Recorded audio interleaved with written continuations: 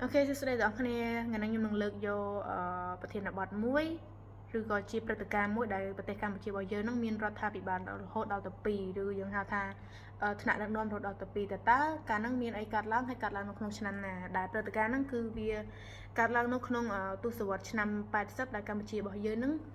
ใบใจจีปีรัฐบาลประเจนนี้ได้มีปีกรมตีมุ้ยคือสาธารณรัฐในกัมพูชีหรือยังหาทางพิกิพนมเปญ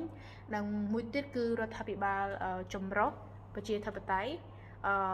ដែលយើងអាចហៅថាពួកភាគីតស៊ូតាមព្រំដែនដែលក្នុងសម្ព័ន្ធភាពនៃក្រុម3ហ្នឹងគឺ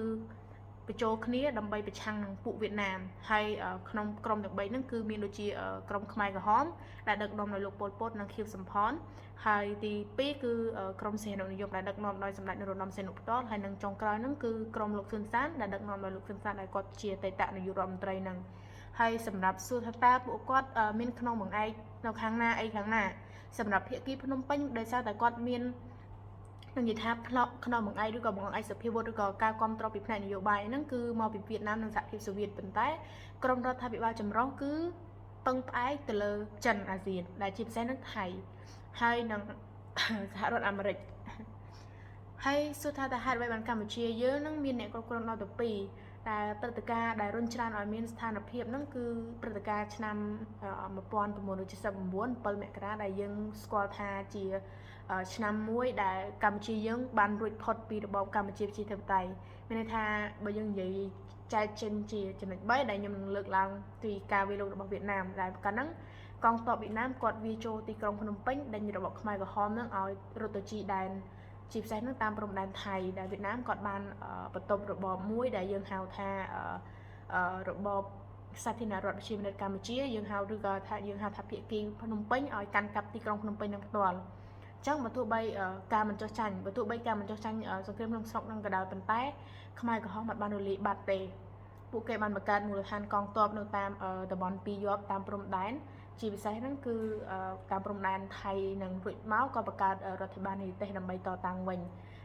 តើតោទៅនឹងសង្គ្រាមត្រជាក់អញ្ចឹងមហាអំណាចអត់ចង់ឲ្យភាគីម្ខាងទៀតឈ្នះដាច់ដライទេដាច់ផឹងអីហ្មងអីអញ្ចឹងចិនអាមេរិកមិនចង់ឲ្យវៀតណាមដែលគាត់ស្គាល់ថាវៀតណាមហ្នឹងគឺជាពួកកូនចៅសូវៀតថាពួកអ្នកដែលគ្រប់គ្រងសូវៀតហ្នឹងឲ្យត្រួតត្រាកម្ពុជាដូច្នេះពួកគេក៏ចាប់ផ្ដើមជួយសាងសង់ជួយបង្កើតរដ្ឋាភិបាលចម្រុះនៅតាមព្រំដែនដើម្បីឲ្យវារស់ឡើងវិញដើម្បីប្រឆាំងជាមួយនឹងរបបវៀតណាមសំណួរទី3សួរថាតើរដ្ឋាភិបាលណាមួយដែលអន្តរជាតិទទួលស្គាល់វាជាចំណុចមួយដែលប្លែកនៅក្នុងប្រវត្តិសាស្ត្រការទូតរបស់កម្ពុជាយើងផងដែរដោយសារតែនៅអង្គការសហប្រជាជាតិអន្តរជាតិភាគច្រើនគេទទួលស្គាល់រដ្ឋាភិបាលចម្រុះដែលមាន3ក្រុមដែលខ្ញុំបានលើកឡើងដែលទី1តាក់ទងទៅនឹងពួកខ្មែរក្រហមសីហនុនិយមហើយនឹងលោកស៊ុនសានហេតុផលហ្នឹងគឺដោយសារតែច្បាប់ប្រឆាំងនឹងការឈ្លានពានដោយ UN គាត់យល់ឃើញថាក្រមភាគីភ្នំពេញឬរបបសាធារណរដ្ឋប្រជាមានិតកម្ពុជាហ្នឹងកើតចេញពីការឈ្លានពានរបស់វៀតណាមដូច្នេះវាអត់ស្របច្បាប់ទៅនឹងអីដែល UN គេបានទទួលស្គាល់ទេបើយើងនិយាយពីស្ថានភាពនៅក្នុងប្រទេសកម្ពុជាប្រជាជនគឺរស់នៅក្រោមការដឹកនាំរបស់ក្រមភាគីភ្នំពេញដែលយើងស្គាល់ថា PRK People Republic of Cambodia ប៉ុន្តែក្រមសាធារណរដ្ឋប្រជាមានិតកម្ពុជាហ្នឹងគាត់ត្រូវបានពិភពលោកដាក់ទណ្ឌកម្មសេដ្ឋកិច្ចឬហៅថាដាក់ sanction ណាបែបធ្ងន់ធ្ងរមែនតើដើម្បីកាត់ផ្ដាច់អីផ្សេងប៉ុន្តែលើកលែងតែពួកប្លុកកុម្មុយនីសដែលបង្កើតជាសម្ព័ន្ធភាព3ទៀតហ្នឹងទេដែលគេអត់ដាក់ហើយសរុបឲ្យខ្លីមកយើងអាចនិយាយបានថាចេះរដ្ឋាភិបាលដែលមានដីគឺក្រមសាធារណរដ្ឋប្រជាមានិតកម្ពុជាប៉ុន្តែអត់មានអាសនៈនៅ UN ទេតែបើរដ្ឋាភិបាលដែលមានអាសនៈនៅ UN គឺរដ្ឋាភិបាលចម្រុះបែបប៉ុន្តែអត់មានទឹកដីក្នុងការគ្រប់គ្រងទេអញ្ចឹងវាចម្លែកដែរនៅក្នុងប្រវត្តិសាស្ត្រការទូតរបស់យើងដែលមួយមានហេដ្ឋារចនាសម្ព័ន្ធត្រឹមត្រូវមានប្រជាជនមានទឹកដីគ្រប់គ្រងប៉ុន្តែអត់មានអាសនៈនៅ UN ប៉ុន្តែក្រុមមួយទៀតមានអាសនៈនៅ UN ប៉ុន្តែអត់មានអីគ្រប់គ្រងឲ្យខណ្ឌតែមានតែអាសនៈឯងអញ្ចឹងតាមមួយណាដែលមានប្រសិទ្ធភាពជាងយើងតាមដានតទៀតអូខេឥឡូវយើងចូលចំណុចទី4យើងនិយាយពីដំណោះស្រាយនៃការបង្រួបបង្រួមជាតិយើងហៅថាផ្លូវទៅកាន់សន្តិភាពនៃប្រទេសយើងដើម្បីឲ្យវាភ្លឺស្វាងពីរបបសង្គ្រាមឯផ្សេងអញ្ចឹងដំណោះស្រាយហ្នឹងវាកើតឡើងតាមរយៈដំណាក់កាលសំខាន់ទី1គឺការចរចារវាងព្រះបាទនរោត្តមសីហនុហើយនិងសម្ដេចហ៊ុនសែននៅក្នុងឆ្នាំ